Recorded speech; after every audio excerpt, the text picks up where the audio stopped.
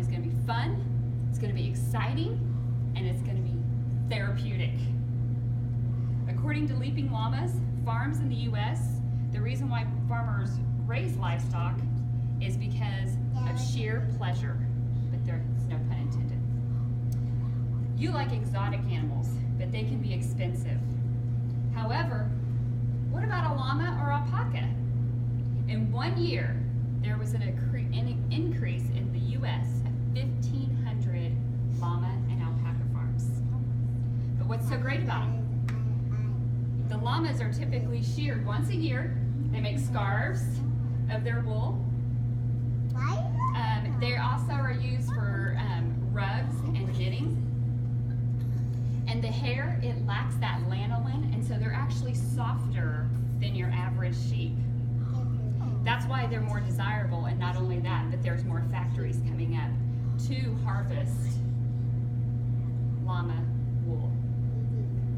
They're originally from South America. They're primarily used in the Andes Mountains. They stem from the camel family. And they also, llamas are the breed that they can weigh up to 400 pounds and be 6 foot tall, but the alpacas are actually petite, and they can only be 150 pounds.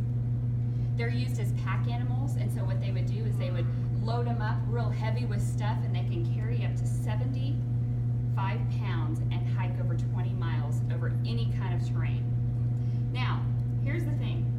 There would be pack trains of nothing but hundreds of llamas going through the Andes Mountains, and they would carry all this stuff, right? But if a llama was not happy with how much they were carrying on their pack, they would lay down, they wouldn't budge, they wouldn't move. Not only that, they may spit on you.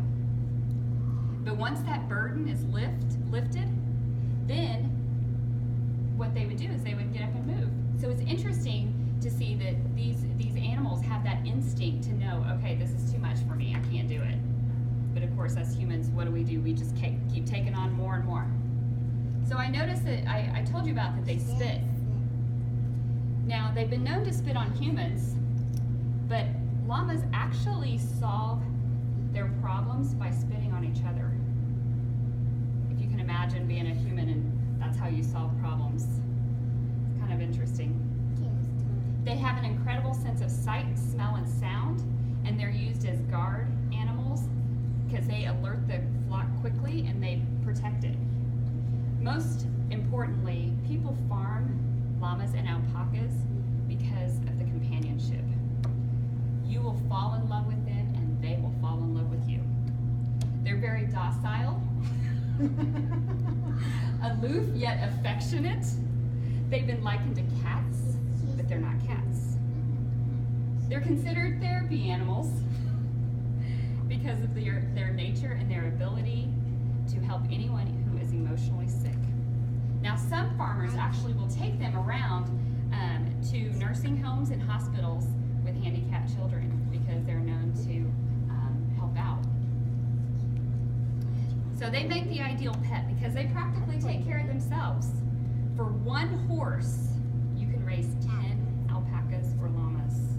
Their food's cheap, they graze on the grass, and they're very healthy, so the medical cost is very low. This is exactly what you want in your farm. You want this, because, I mean, you're going to buy this farm, right? But you want it to be an exotic farm, a therapeutic farm, a llama farm.